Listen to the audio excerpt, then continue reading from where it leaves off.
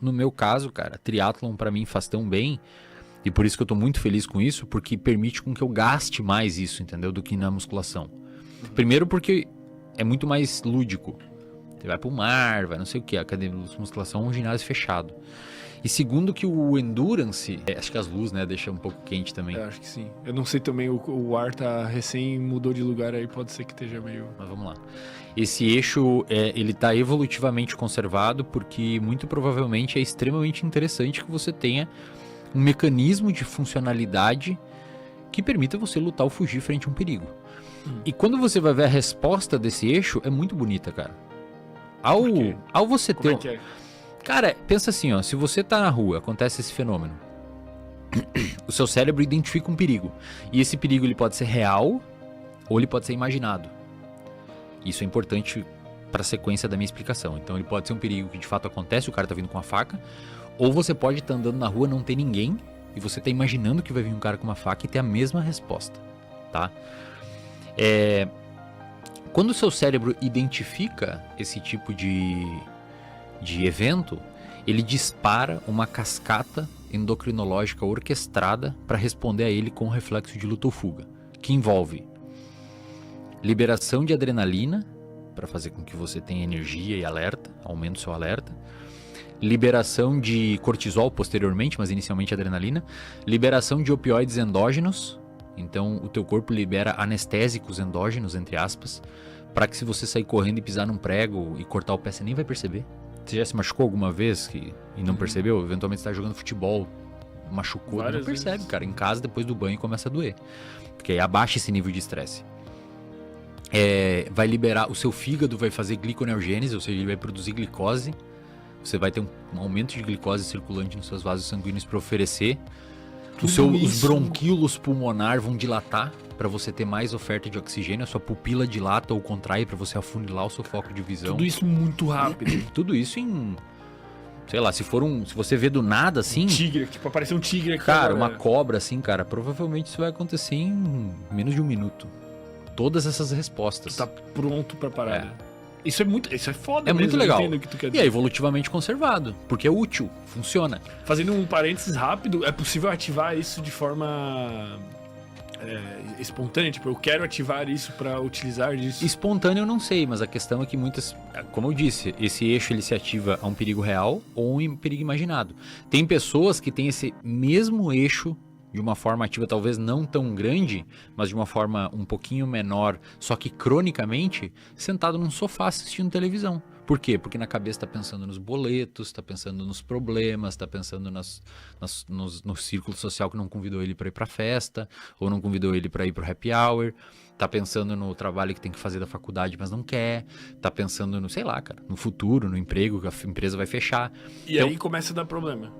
esse mesmo eixo, ele não tá com pico de atividade como teria se o cara visse uma cobra, mas ele tá com uma atividade um pouquinho menor, atenuada, mas fica crônico. E isso, segundo um corpo gigante...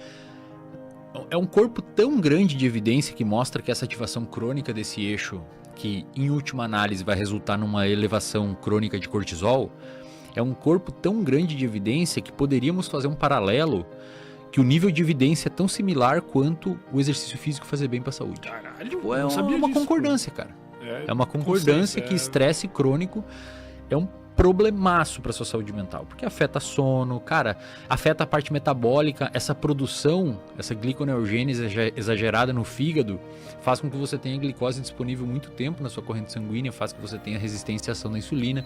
Por isso que pessoas com diabetes, quando tem algum tipo de período de estresse, geralmente diabetes descompensa, porque ferra o perfil metabólico também. Não é interessante que você fique com essa atividade sempre. Além disso,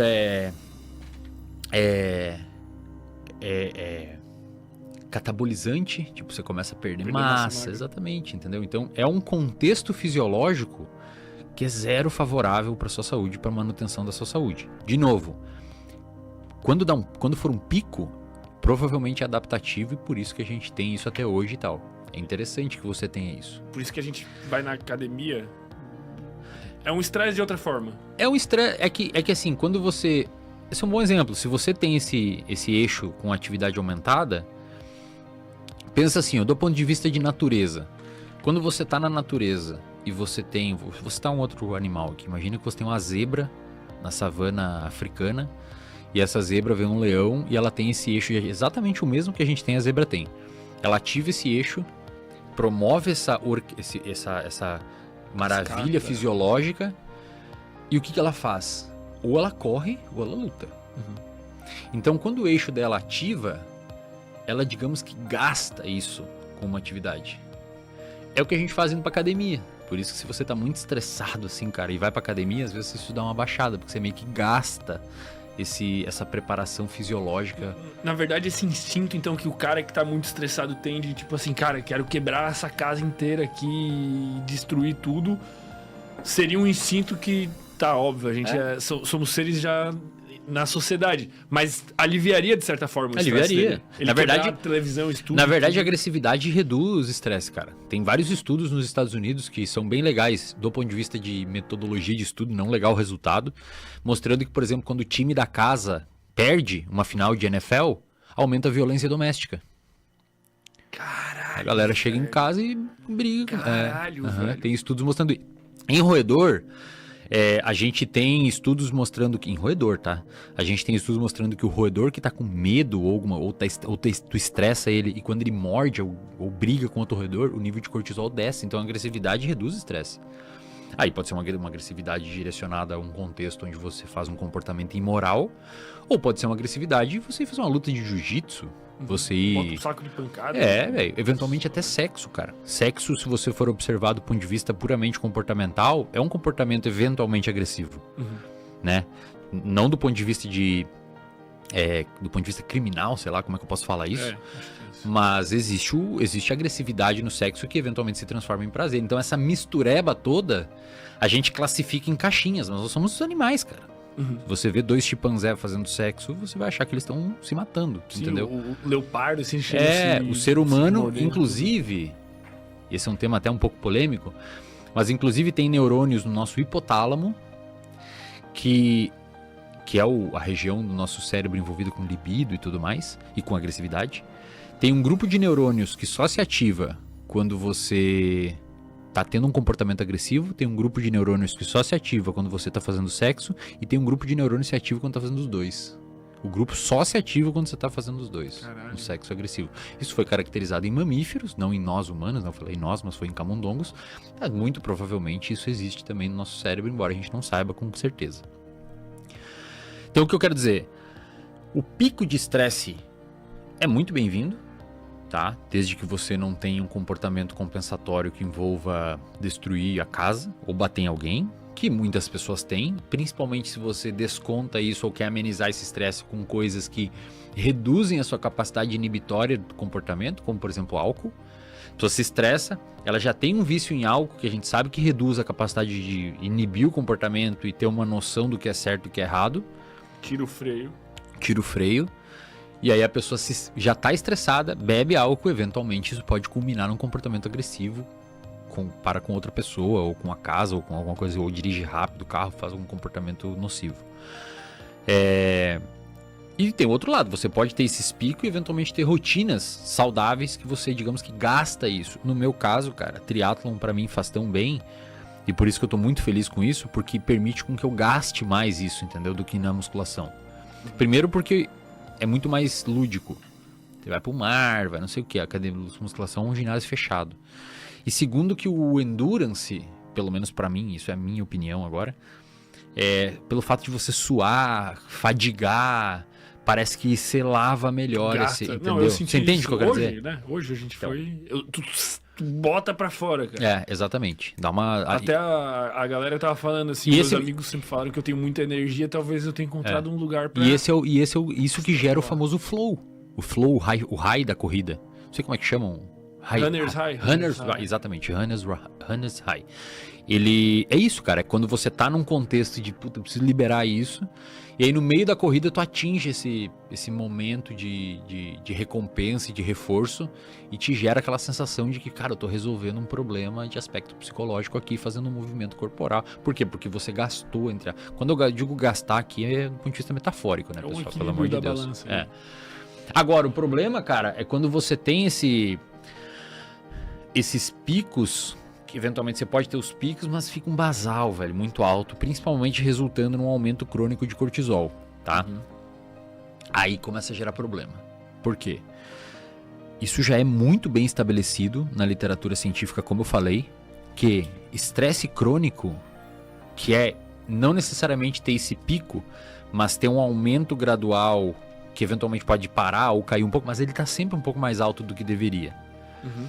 Esse contexto é muito disfuncional para a saúde mental. Então, voltando à pergunta sua, para viver, o que é viver bem? Primeiro ponto, talvez seja ter bons relacionamentos de qualidade, segundo o que a ciência aponta. Segundo ponto, ter um controle do estresse crônico. Acho que isso é muito bem-vindo. Só que aí, só para eu entender, esse estresse crônico, para tu controlar ele, tu tem que controlar ele de uma maneira psicológica. Por meio de estilo de vida e ferramentas psicológicas. Tu não consegue me passar um protocolo, tipo Não. assim, do que fazer, que eu vou solucionar? Não, eu conseguiria dizer algumas coisas genéricas que eventualmente possam te ajudar. Por exemplo, ter uma rotina de atividade física, isso com certeza vai te ajudar. Principalmente se for atividade física que você... Exercício físico, né? Que você gosta. Tem um exercício físico que não é musculação, ou fazer triatlo, ou correr. Sim. Pode ser vôlei, sei lá, cara. Bocha. Bocha. Tá. Pode ser qualquer um, cara. Não precisa ser atividade, o exercício físico específico. É uma atividade que você gasta energia propositalmente. Então você reservou um momento daquele dia para fazer aquilo. Que é o exercício físico, né? Não Exatamente. a Atividade física é limpar a casa, caminhar para ir ao mercado. O exercício físico é uma coisa estruturada. Pelo que eu sei, pelo menos é essa a diferença. Tá. Só que aí, o que acontece, o que é estranho, né? Se o ser humano não tivesse a capacidade cognitiva que ele tem e essa sofisticação linguística, esses problemas de estresse crônico, eles não aconteceriam, na verdade. Se tu pegar um ser humano in natura, né? Em jaula, eu adoro fazer essa experiência mental. Ele não teria estresse crônico se ele tiver... Cara, animais não tem estresse crônico. A gente não sabe, né? A gente não sabe. Mas tu não consegue afirmar. Na natureza, talvez não. Porque, na verdade, pode ter. Tem um pesquisador que escreveu aquele livro ali chamado Behave, que é o Robert Sapolsky.